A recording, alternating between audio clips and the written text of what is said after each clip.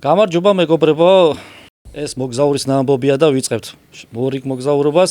ძალიან საინტერესო სტუმარი მოგზაური ყავს დღესაც, მაგრამ სანამ მას წარმოადგენ, მანამდე გთხოვთ, შეგახსენებთ, გამოგვიწეროთ, სადაც გვიპოვით, ჩვენ პატარა მინიშნებები გვექნება აი აქ წესით, თუ არ დაავიწყდათ ბიჭებს აქ უნდა ამონათქეს.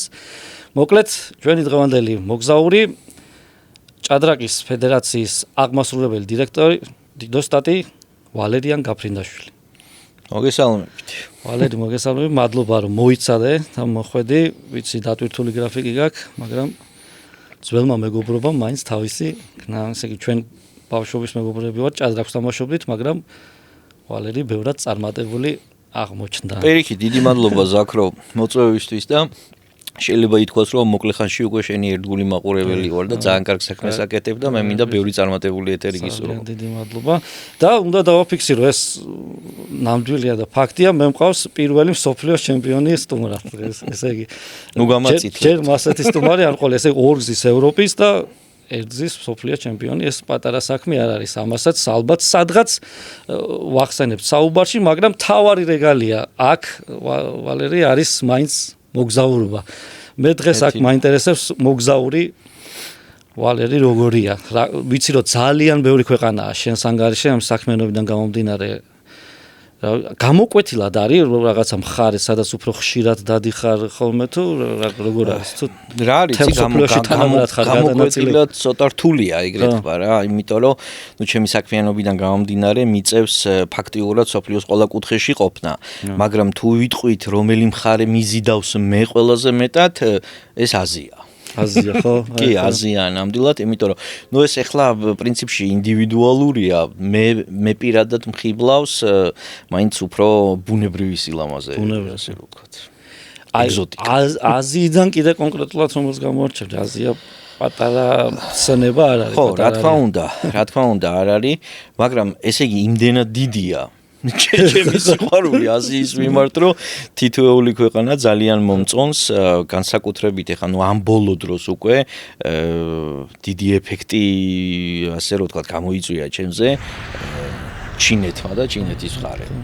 ეხლა მოგზაურობიდან გამომდინარე, მოდით ცოტა ესე პირდაპირ ვისაუბროთ, ხო, როდესაც მოგზაურობს ადამიანი, თუ მისი მიზანი მოგზაურობა, მე უბრალოდ ფაქტიურად გამოდის ზაქრო, რომ საქმესთან ერთად მიწევს მოგზაურობა და ადამიანები, რომლებიც უშუალოდ მოგზაურობაზე არიან ორიენტირებულები, რა თქმა უნდა, ყველას ინტერესი არის ის, რომ რაც შეიძლება მეტი ლამაზი ადგილი ნახოს და თან ბიუჯეტურად. აქედან გამომდინარე, ჩინეთი ძალიან წინ წავიდა ამ ბოლოს, რა, ულამაზესი ქვეყანაა და ნუ ფასებითაც თუ გადახედავ ძალიან გამორჩეული არის სხვა ქვეყნებიდან. რა თუნდაც იგივე კვება, იგივე სასტუმრო ტრანსპორტი და საოცარი წინსვლა კიდე ტექნოლოგიურად. საოცარი წინსვლა, იმე თქვენ გეტყვით, რომ პირველად ჩინეთში მე მომიწია 20 წლის წინ პირველად ჩასვლა და რო შეადარო ეხლა ის ქვეყანა, ამ ქვეყანა შეიძლება ვერ ციცნო. მართლა ხო? შეიძლება ვერ ციცნო, ეხლა ბოლოს მაგალითად თუმცა მაშინაც კი უკვე მაგარი იყო, ხო? რა არის, იცი, ბუნებრივად შეიძლება მაგარი იყო, მაგრამ ტექნოლოგიებით ესე წინწასული არ იყო, რა, აი ტექნოლოგიებზე გამახსენდა ეხლა, მე ხშირად მიწევს ყოფნა, ამ ბოლო დროს რამოდენიმე წელი ისე გამოიკვეთა, რომ ხშირად მიწევს ყოფნა ჰონკონგში. მყავს იქ მოსწავლეები, სხვადასხვა ღონისძიებებს მართავთ და ასე შემდეგ. და ჰონკონგიდან შესაბამისად, როდესაც მაქვს ხოლმე დრო, ყოველთვის ვცდილობ, რომ ჩინეთში გადავიდე. და ამ ტექნოლოგიებს მოვაყოლე ახლა და გეტყვით ბარემ, რომ ჯერ ნუ შემიძლია ხო დეტალურად პრინციპში რა გითხრათ რა, მაგალითად ჰონკონგიდან უახლოესი ჩინური ქალაქი არის შენჯენი. შენჯენი საკმაოდ ახალი ქალაქია და ძალიან წიწასულია ტექნოლოგიის მხრივ. გადასვლა ხდება ყველაზე კომფორტული, ნუ შეიძლება გადახვიდე მანქანით, ავტობუსით, ასე შემდეგ, მაგრამ ყველაზე კომფორტული არის მატარებელი. მატარებელი, რომელიც ანვითარებს 300 კილომეტრამდე საათში სიჩქარეს, არის 50 კილომეტრი სულ ჰონკონგიდან შენჯენამდე და ამ 50 კილომეტრს ფარავს, ნუ რავი, 12 წუთში, 13 წუთში და ხო, რაღაც ეგრე. და ეს პირველი ჩემი, ასე რომ ვთქვათ, გაკვირვება და გაოცება იყო ეს, რომ როდესაც პირველად მომიწია შენჯენში ჩასვლამ ამ ბოლო დროს, იყო ეგეთი ვარიანტი, რომ დრო მქონდა ძალიან ცოტა და გადავედი ერთი დღით. უფრო კონკრეტულად რო გითხრათ, კონკრეტულად მაგ მომენტში ჩემი ინტერესი იყო ერთი, რომ ჰონკონგში მომიწია დიდხანს ყოფნა და ჩვენ საქართველოს მოქალაქეებს უვიზო რეჟიმი გვაქვს ჰონკონგთან და ჩინეთთან, მაგრამ არ გვაქვს ერთ თვეზე მეტის გაჩერების უფლება და ჰონკონგში მომიწია თვეზე მეტი ყოფნა და შესაბამისად უნდა დამეტოვებია ქვეყანა და შემდეგ დაბრუნებულიყავი ისე უკან, რომ სავიზო რეჟიმი არ გამფუჭებოდა. და შესაბამისად გადავედი შენჯენში, ყველაზე უახლოეს ქალაქში ჰონკონგთან. გადავედი შენჯენში, საღამო ხანი იყო, რომ ჩავედი შენჯენში, სასტუმრო მქონდა აღებული ვაგზალთან ახლოს. ოდიში, მაგრამ ისეთი მოკლედ რა თქვი, 12 წუთში ზოგი ადგილსაც ვერ იპოვიდა ალბათ, თავისად მოასწარი დაჯდომა მოსვენება. ფაქტიურად ვერა, ზაქრო და გასაოცარი კიდე ისაა, რომ აი საოცარი სისწრაფით ხო მიდის მატარებელი და შიგნით საერთოდ არ იცნობა. საერთოდ არ ინძრევა არაფერი. ხმა და რაღაცა ის საერთოდ არაფერს არ გესმის რა. საოცარია. გადავედი შენჯენში და წინასწარ დაბრუნილი მქონდა სასტუმრო, რომელიც იქნებოდა ვაგზალთან ახლოს, მატარებლების ვაგზალთან ახლოს, რომ მეორე დღეს უბრალოდ დაბრუნებულიყავი ჰონკონგში და რო ჩავედი საღამო ხანი იყო და კიდე რა საინტერესო მომენტი აქვს ამ ჩინელებს, რომ ბევრი შენობა არის გადაბმული ერთმანეთთან და ზოგჯერ გარეთ გასვლა საერთოდ არ გიწევს. აი შეიძლება 2-3 კილომეტრი გაიარო შენობა შიგნით და საერთოდ არ მოგიწიოს გარეთ გამოსვლა. მაგრამ ნუ რადგან პირველად ვიყავი აი შენჯენში და შესაბამისად ამ სასტუმროში უნდა მივსულიყავი, გამოვედი გარეთ.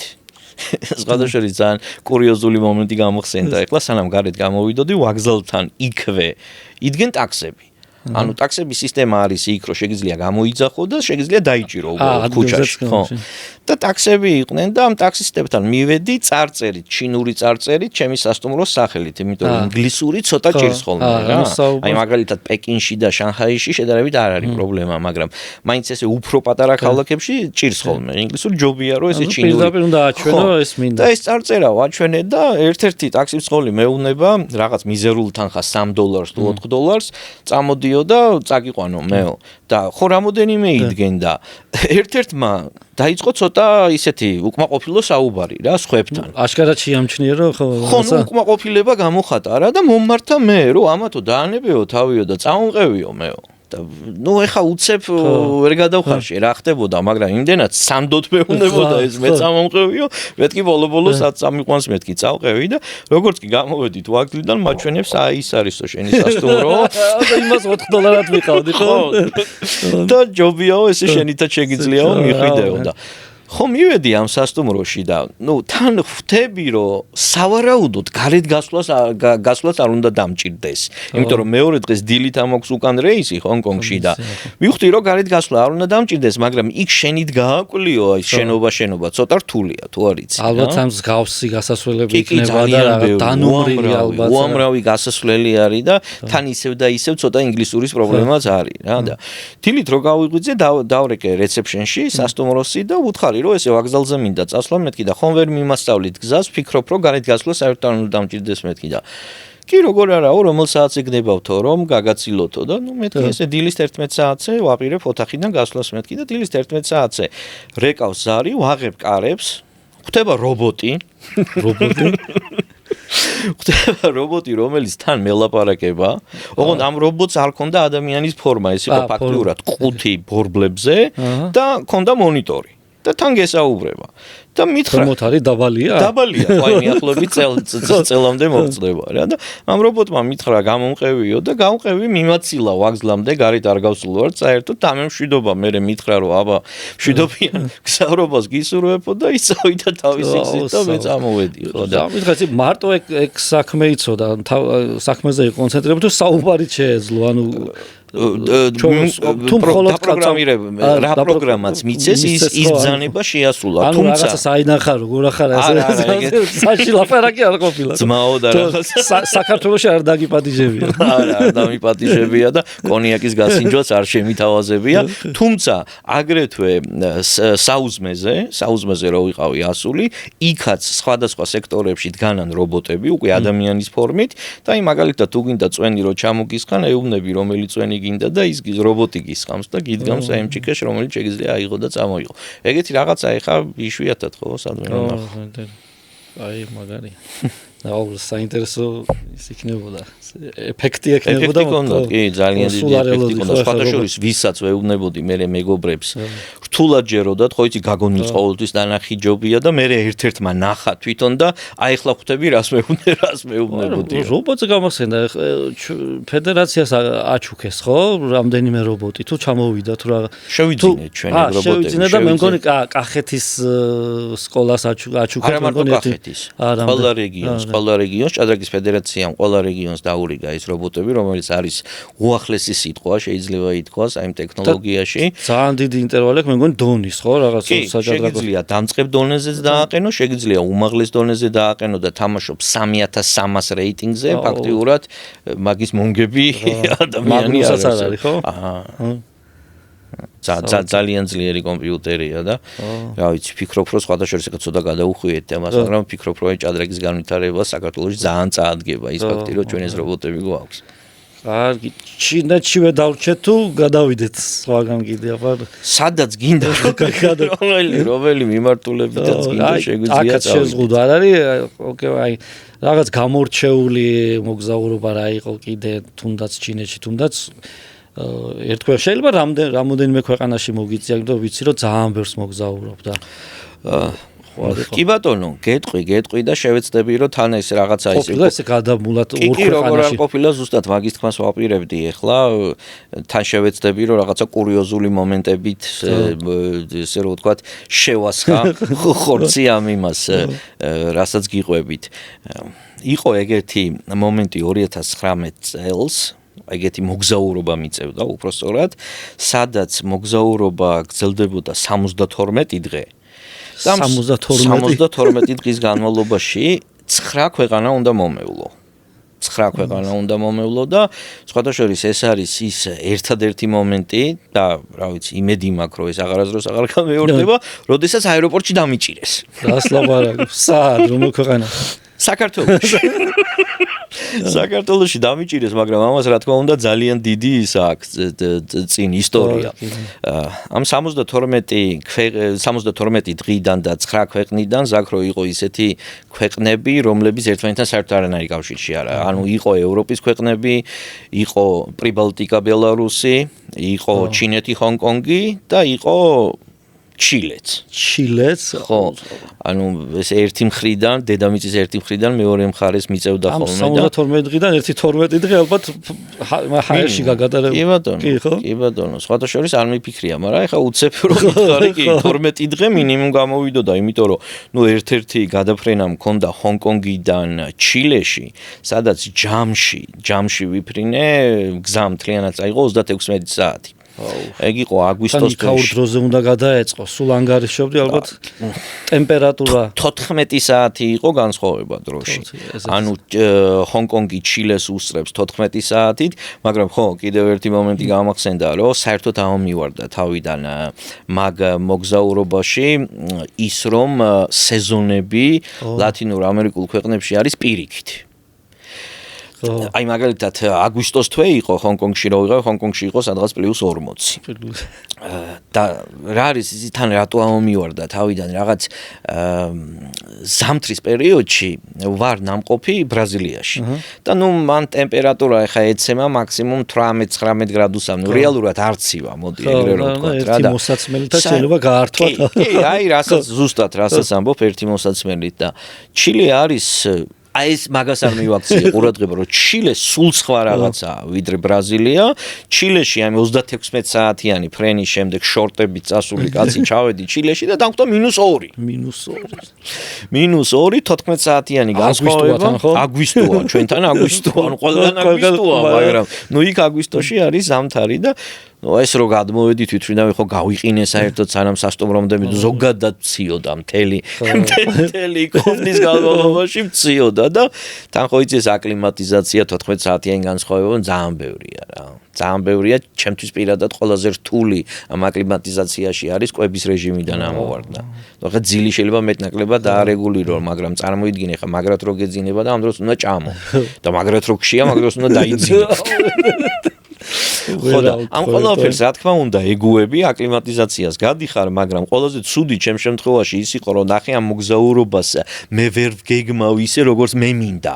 ანუ ვგეგმავ ისე როგორც საჭიროა, ხო, როგორც საქმე მოითხოვს. მე მანამდეც ვახსენე რომ იმ საქმესთან კავშირში არის ჩემი მოგზაურობა ყოველთვის და შესაბამისად ჩილეში მომიწია სულ 5 დღით ჩასვლა. ამ 5 დღეში რასაც ქვია შევეგუე იქაურობას და უკვე რომ მიხარო და რომ ჩილეში ვარ ამ დროს მომიწია წამოსვლამ და თან მომიწია ჩინეთში წამოსვლამ. ანუ ეს ჩათვალე ზაქრო რომ იგივე 36 საათი უკან უნდა მეფრინა, იგივე 14 საათიანი განსხვავება ისე უნდა მეწვნია, ასე რომ ვთქვათ და ჩინეთიდან ჩავდიოდი სულ 2 დღით. ეს იყო უკვე მოგზაურობის ბოლოს, ანუ ბოლო დღეებს ვითვლიდი, 70-71 დღე იყო და სიმართლე გითხრა მაგარი დაღლილიცა ვარ. აი ძალიან დაღლილი ვარ. ჩინეთში ჩავედი ძალიან დაღლილი, ჩინეთში ჩავედი სულ 2 დღით და უკვე გადმოფრინდი საქართველოში. გადმოფრინდი საქართველოში, ნუ საქართველოში ვიცით რომ ძირითადად რეისები ჩამოდიოდა გვიან ღამით გამთენი ის ხანს, რომ გადმოვედი თვითფრინავიდან. აი შეიძლება ითქვას რომ ადამიანის სახე შეიძლება თლად დაკარგული არ მაქვს, მაგრამ აი უკვე წკიფზე ვარ. თვები ყავზე მიდგას, თვალები ჩასისხლიანებული და აი ორი რასაც ქვია ხო უბრალოდ ხალხს მივყვები საპასპორტო შემოწმებისკენ, უბრალოდ აი საითაც მიდის ეს ხალხი, მეც მივყვები რა. მივედი ამ საპასპორტო შემოწმებაზე, ქალბატონი იყო და გამომართვა პასპორტიდან, სტანდარტული კითხვა ხო, საიდან მოფრინავთ. ვერ გავეცი პასპორტი მართლა ხო ისე იყო გადაღლილი რომელი ქვეყნიდან იყო ბოლო რეისი ანუ ბოლო რეისი მართლა საიდან მქონდა უცებ ვეღარ გავიხსენე და თან მართლა გათიშული ვიყავი ისე საიდან იყო ახლა მე მითხარ ანუ ჩინეთიდან მოფრინავდი დუბაის გავლით და ის ბოლოს ეს რომ მივხვდი რომ ჩინეთიდან მოფრინავდი მე იმაზეც დავფიქრდი რომ ხა ჩინეთი უნდა უთხრა თუ დუბაი ანუ ბოლოს აი და მოკლედ ამ ფიქრებში რო ვარ შემატყო ამ ქალბატონმა რომ რაღაცა თლაც ეს რაღაცას მალავს ეს ადამიანი.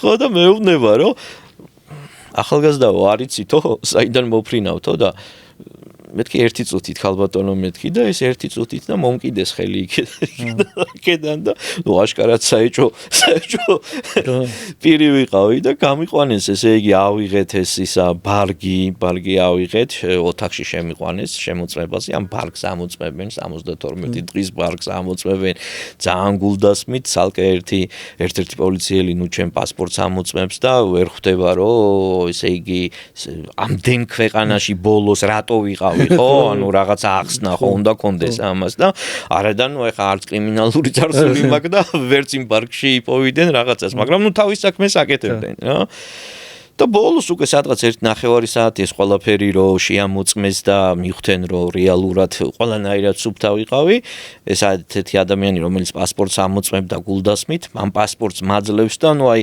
სურათი არის როგორი იცი პასპორტს მაძლევს და ნუ თან არ უნდა მოცემა და ეს მე ვეკაჭრეხი აქედან მომეცი და ბოლო მომცა ეგ პასპორტი ეს ჩემი ბარგი ავიღე ოთახიდან უნდა გავიდე და მეკითხება მაინც ვერ გაუძლო და თან მდგომარეობა მაქვს როგორი ზაქრო იცი მე თვითონ ხმას ვერ ვიღებ იმდენად გადაღლილი და გათიშული ვარ შეიძლება რაღაცა საერთოდ არაადეკვატური თქვა გაიგე და ნუ ამაზე მე კიდე 1:09 საათი გავაჭერე და ამიტომ გადავწყვიტე საერთოდ არ ვილაპარაკო თორე შემეძლო ხოლმე თქვა რომ ეხა აი ჭადრაკით მეჩვენებია კიდევაც საბუთები აქ ფედერაციაში მუშაობ აი მოსწავლეები მყავს იქ ერთ კლუბთან კონტრაქტი მეორე კლუბთან კონტრაქტი ვერ ვეუბნები ამ ყველაფერს, იმიტომ რომ უბრალოდ მაგის რესურსი არ მაქვს, იმდენად გადაღლილი ვარ და გამოსვლისას მაინც მკითხა, რომ ვინ ხარო. და წამიერად დავფიქრდი და მივხვდი, რომ ვერ ვეტყოდი ვერაფერს და ყველაზე ისეთი ეფექტური პასუხი გავეცი მოგზაური. კარგია, მოგზაური. და ესეთი მოგზაური სტატუსით დავტოვე შემოწმების ოთახი. სტატუსით უკვე დღეს აგზიხარ ჩემს გადაცემაში და მადლობა ამისთვის. ეხლა თემიდან არ გადავდივარ, მაგრამ აუცილებლად უნდა შევეხო შენს სამწვრთნელო კარიერას, რომელიც პირდაპირ მოგზაურობასთანაა დაკავშირებული, იმიტომ რომ ვიცი რომ ჩვენთვის საკმაოდ უცნაური ან სწორი სიტყვა მინდა შევარჩიო, რაღაცა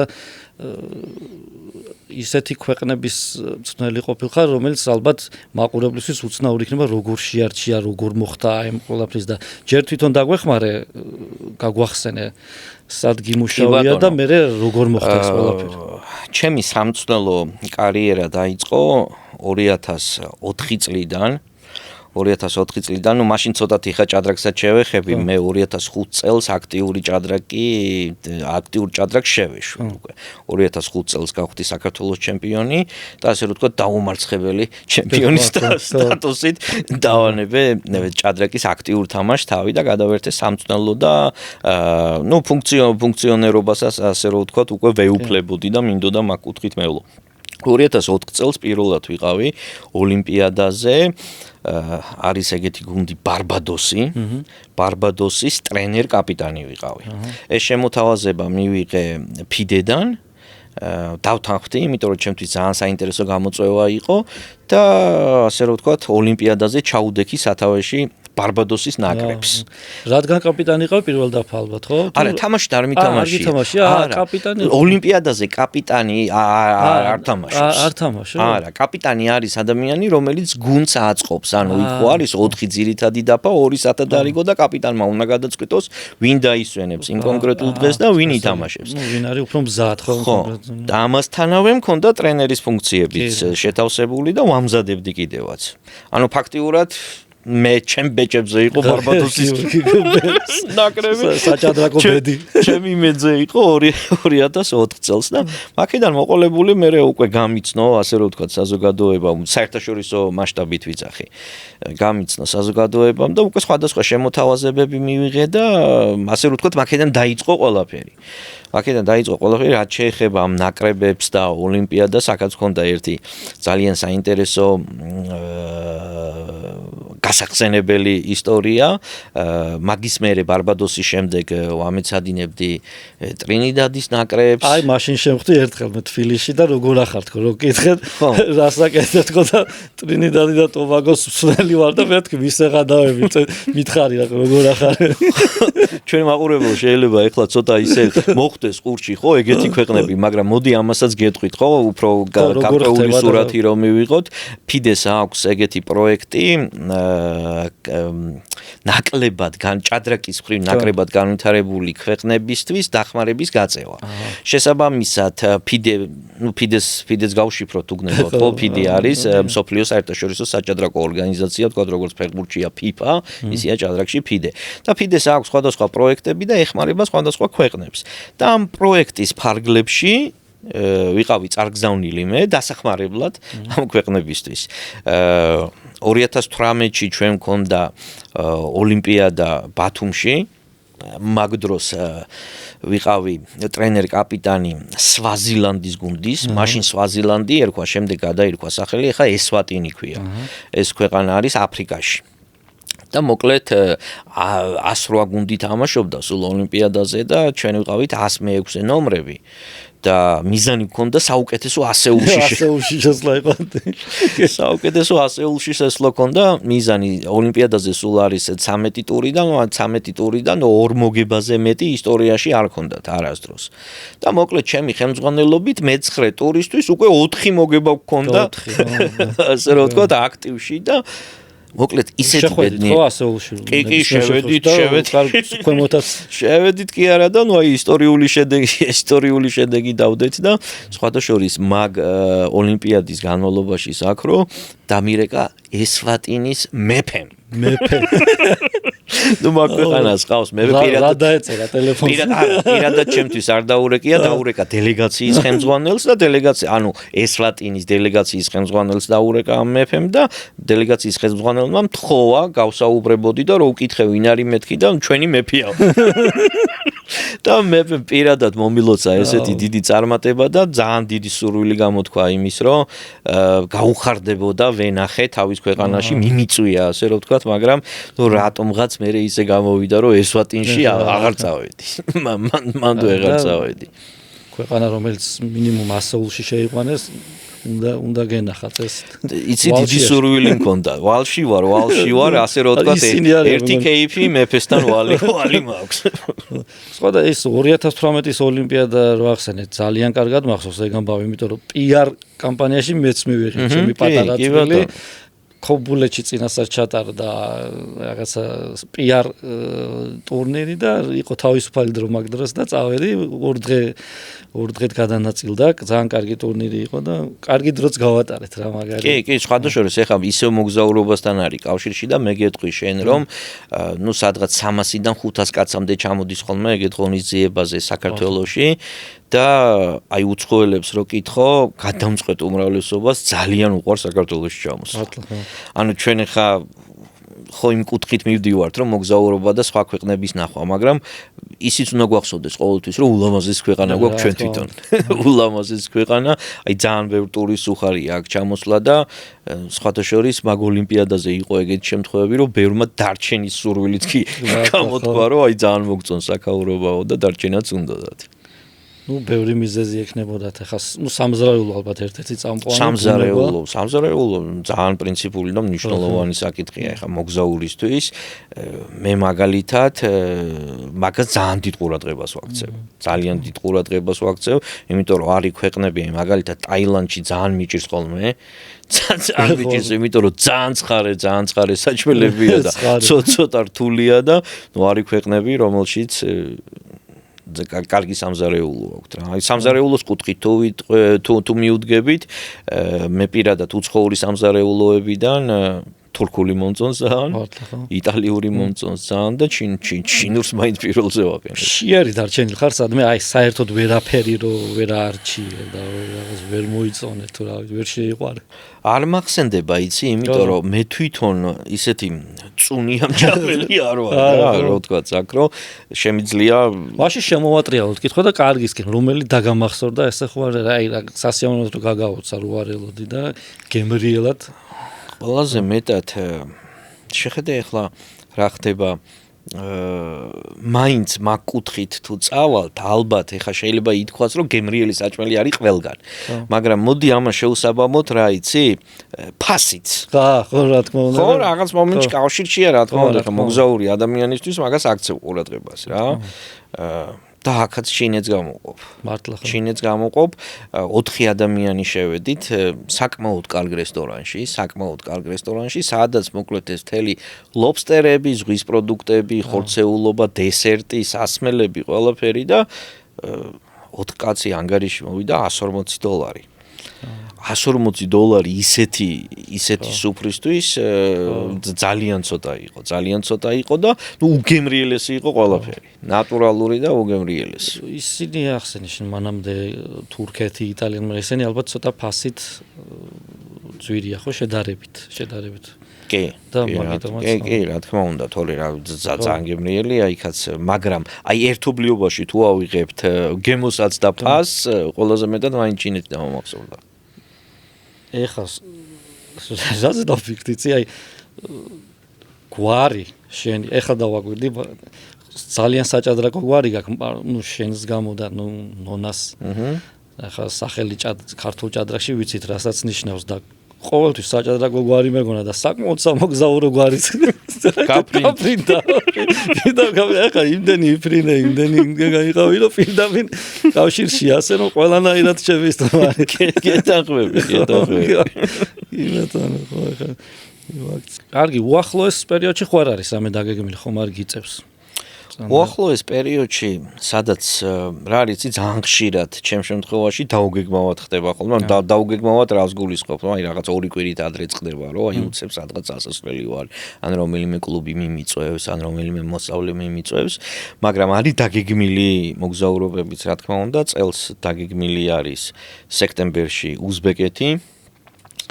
და ოქტომბერში ბრაზილია სხვათა შორის ბრაზილიაში არის ქალაქის სახელი დამავიწყდა აი ნახე ცოტა მოუმზადებლად მოვედი მაინც ასე რომ ვთქვა რას ქალაქის სახელი დამავიწყდა მაგრამ არის არგენტინის საზღვართან და ქალაქი არის ცნობილი იმით რომ არის რეპტილიების სამშობლო და ამასთანავე არის ძალიან ბევრი იაგუარი და სულ პირველად როცა გავიგე რომ აქ მიწევდა წასვლა დავგუგლე დავგუგლე და აღმოვაჩინე ის, რომ არის პირდაპირი რეკომენდაციები თუ როგორ უნდა მოიქცე იმ შემთხვევაში თუ გადაეყარე იაგუარს.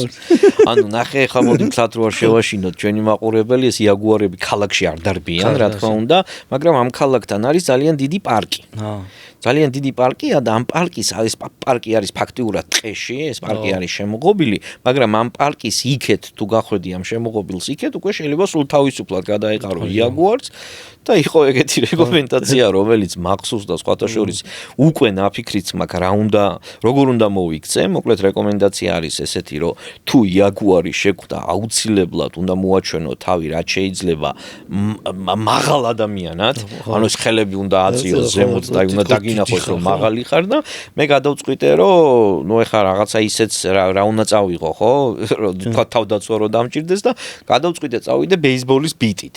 დღესდღეობით ეგეთ აზრზე ვდგევარ და მე არ ვიცი შეიძლება კიდევ უფრო დავხვეწო და ეხა ბიტასთან ერთად რო აწევ ხელს ალბათ უფრო მაღალი გამოჩნდა და შეიძლება გამოიხენო და იცი ქუთაისში 90-იან წლებში რასაკეთებდნენ იცი გაგებული გექნება ხო იცი როგორი არეული პერიოდი იყო სიბნელი თუ კი ერთი ადამიანი დაბალი ну არა დიდი მაგრამ მოდიოდა ქუჩაში და სიგარეტს ეწეოდა მეორეს ასე ეწეოდა თითქოს მეორე მაღალი ახდა რომ ვინმე გამოჩენილი ვინმე არ დასმოდა თითქოს ორნი მოდიან და თან ლაპარაკობდა ესეთი ფანდი არსებობდა მაღალზე ბრაზილიაზე რამინდა იცი მე თქვა რატომღაც სტერეოტიპულად ну რა ინფორმაციაც გვაქვს ყველას გონია რომ არის ძალიან კრიმინალური ქვეყანა მაგრამ შენგან გამიგია რომ არსებობს ისეთი ადგილი კი ბატონო სადაც სრულიად საწინააღმდეგოა კი ბატონო გეტყვით მაგასაც ზოგადად არსებობს ეგეთი აზრი კი რომ აი ბრაზილიაში ვთქვათ კრიმინალი მაღალ დონეზეა ეგრე ხა ისევ ხა რაღაცა ჩინეთს გადავეკიდე მაგრამ იმასაც გეტყვით რომ ჩინეთიც ბევრ შეიძლება ჩამორჩენილად ეგონოს ჯერ კიდევ არა და ჩამორჩენილი კი არა და მე მგონი რა ვიცი 50 წლით უსწრებენ ბარე ორ ქვეყანას ხო და რაც შეეხება ბრაზილიაში არის ადგილები, სადაც კრიმინალური სიტუაცია, ასე რომ ვთქვათ, არასახიარბიელოა, ძირითადად მაინც ისეთ ადგილებში, სადაც ხალხმრავალ ადგილებში, აი მაგალითად რიო-დე-ჟანეიროს ზოგი უბანი გამოირჩევა იმით, რომ რეალურად პოლიციაც ვერ აკონტროლებს იქაურობას და რა თქმა უნდა, იქ სასურველი არის საერთოდ არ გაიარო და საერთოდ არ მოხდე. თუმცა რაღაციოში ხა მაგალითად ხა ცოტა ხნის წინ ჩემი ერთ-ერთი მეგობარი იყო სან-ფრანცისკოში და სასტუმროში პირდაპირ გააფრთხილეს და უთხრეს რამოდენიმე უბანი რომელშიც არ უნდა შესულიყო. საოცარია რა. ხო და უშუალოდ ბრაზილიაში მაინც რიო-დე-ჟანეიროში ჭარბობს ეს კრიმინალური შემთხვევები მე შარშან წინ ვიყავი და სხვათა შორის მე რო ვიხსენებ ხოლმე და მეგობრებს უყვები ყოველთვის ვამბობ რომ ბრაზილიაში ანუ იქ დედაქალაქ ქალაქ ბრაზილიაში კი არა მაგრამ აი წარმოიდგინე პატარა ბრაზილია თვითონ დიდ ბრაზილიაში და ეს ადგილი არის ფლორიანაპოლისი კუნძულია რომელიც არის ფაქტიურად აბსოლუტურად თავისუფალი კრიმინალისგან იმიტომ რომ ვერსად ვერ გაიქცევა ის კრიმინალი თუ ვინმე ჩაიდინა უბრალოდ ვერსად ვერ წავა შეიძლება ითქვას უხეშად რო ვთქვათ ცოტა გადაჭარბებით ჩაკეტილი კუნძულია და ვერსად ვერ წახვალ იქედან და აი ზაქრო არის საოცრება რა ეგეთი საოცრება მე რიო-დე-ჟანეიროშიც ვარ ნამყოფი მაგრამ აი რო ვადარებ საერთოდ სულ სხვადასხვა რაღაცაა რა რიო ძალიან ლამაზია მაგრამ ნუ აქ ისევ და ისევ ადამიანის გემოვნებაზეა და ვისაც უშუალოდ ბუნებრივი ეგზოტიკა და სილამაზე მოწონს აი ეგ მე ვნახე ფლორიანაპოლისში. წარმოიდგინე ბუნებრივ სილამაზეს ლაპარაკობ თუ ინფრასტრუქტურაც მოწყობილია. ბუნებრივი სილამაზე. ინფრასტრუქტურა როგორიც აი ტურიზმზე აწყობილი, მაგრამ ტექნოლოგიურად ძალიან გამართული არა. აი მაგალითად მაღალი დონის სასტუმროს ვერ ნახავ. არის სულ 3-4 ვარსკვლავიანი სასტუმროები, მაგრამ ეს 3-4 ვარსკვლავიანი სასტუმროები ისე არის მოწყობილი და აი რასაც ქვია პირველ ზოლში ოკეანესთან და ძალიან ეგზოტიკურია. ნუ თან ბრაზილიას რა პლუსი აქვს, რომ წყლის და ოკეანის გარდა საოცარი ბუნება აქვს. საოცარი ბუნება აქვს და როგორ წარმოიდგინე დილით რო იღვიძებ გადმოიხედავ ფანჯრიდან და იქ თან ეს ექსკურსიები და ტურები არის და ეს პირატების დიდი ის დგას გემი ასე რომ თქვა იქ ანეკდოტი ვახსენდება ამ შემთხვევაში პირატების გემი პირდაპირ შენ ფანჯარასთან დგას და შეგიძლია ისარგებლო ამ სერვისით და ნუ აი ულამაზესი ადგილი იყო და რაც თავარია ძალიან მშვიდი. სადაც გინდა გევლო, სადაც გინდა წასულიყავი, წამოსულიყავი, ერთადერთი შეიძლება ბევრს ყურში მოხდეს, ძალიან ბევრი ძაღლი იყო. ძალიან ბევრი კუჩის ძაღლი იყო, მაგრამ ისინიც არავის არ ერჩოდნენ. კარგი.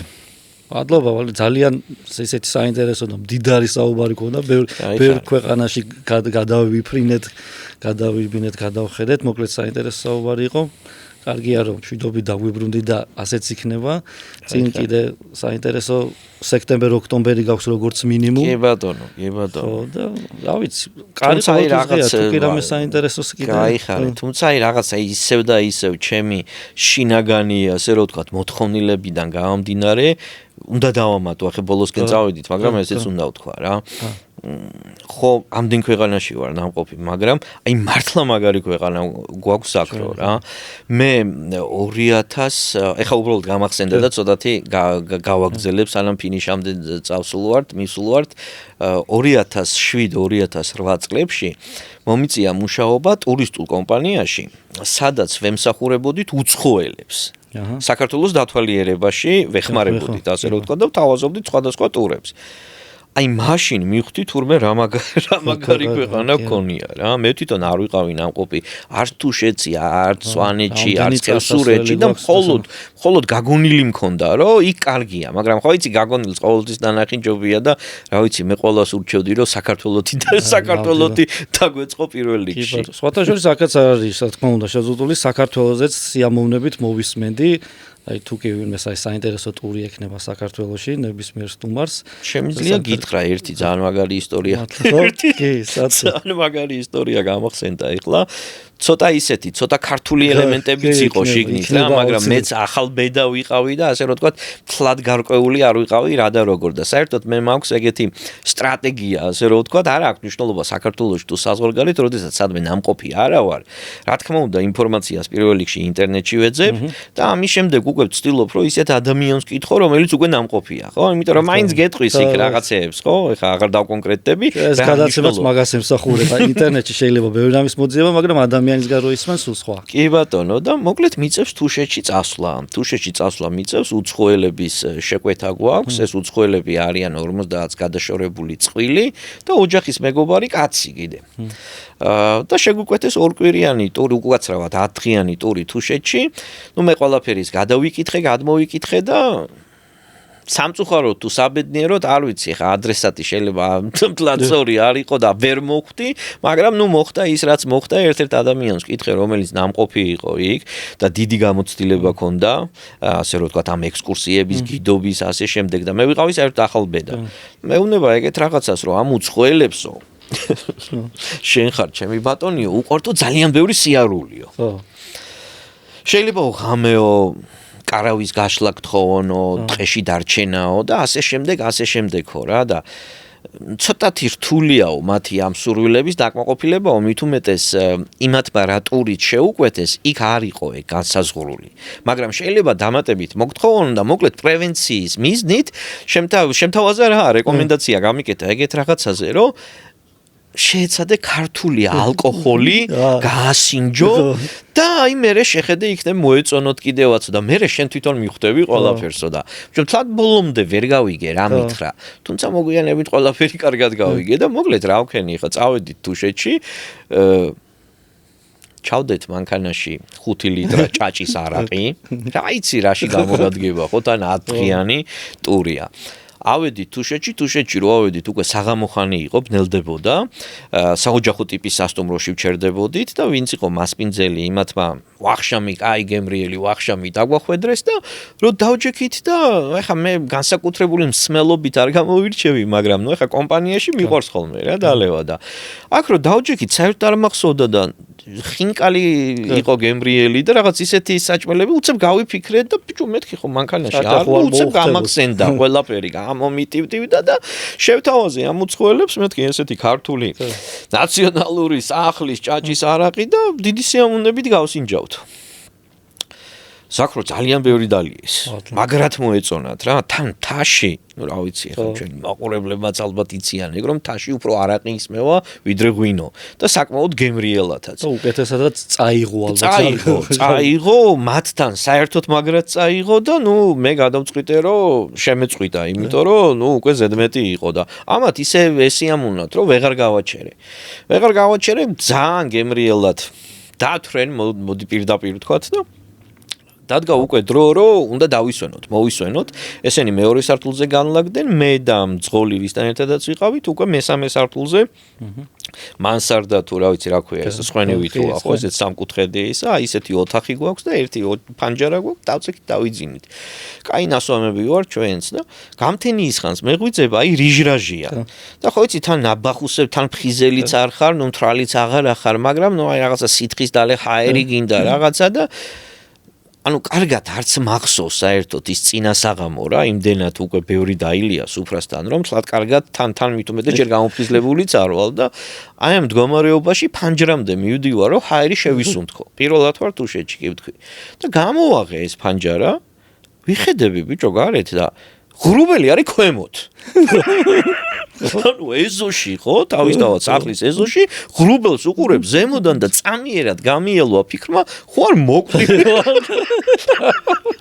საკუთარ თავს წკენად. ხო არ ცოცხალი მეთქი და ეგ იყო პირველი ეფექტი თუშეთის და ну მე ამას უკვე დეტალურად აღარ ჩავშლი რა მოხდა იქ ამ ადამიანებმა მითხრეს მეორე დღეს დილით რომ რაღაცით გვიშველეო და მე ვთხარი რამაც მოკლათ ისევ იმან უნდა გაგაცოცხლოთ მეთქი და ფეხით არ უვლიათ ვერ უვლიათ ძირითადი აქცენტი იყო აღებული ქართულ ჭაჭაზე და ну რა თქმა უნდა მე იქ შორი ახლოს მაინც უკვე მე ვთხოვდი მე ვეხვეწებოდი ცოტა გავისეირნოთ მეთქი კარგი ვარ მე და ესე ხო გადაუხვიე ცოტა, მაგრამ მაგარია. არა, ქართული ისტორია ჯერჯერობით პირველად მოვისმინე და ძალიან მაგარი იყო. ბატონო. მადლობა მოწვევისთვის. მადლობა შენ სტუმრობისთვის. ძალიან კარგი სტუმრობა იყო. ეს იყო მოგზაურის ნაამბობი. ჩვენ ერთი კვირით გემშვიდობებით, მანამდე კიდევ ერთხელ ვთქვათ, გამოგვიწეროთ, სადაც გვიპოვით მინიშნებები ქვემოთაა. ძალიან დიდი მადლობა მეგობრებო, დროებით. მომავალ მოგზაურობამდე.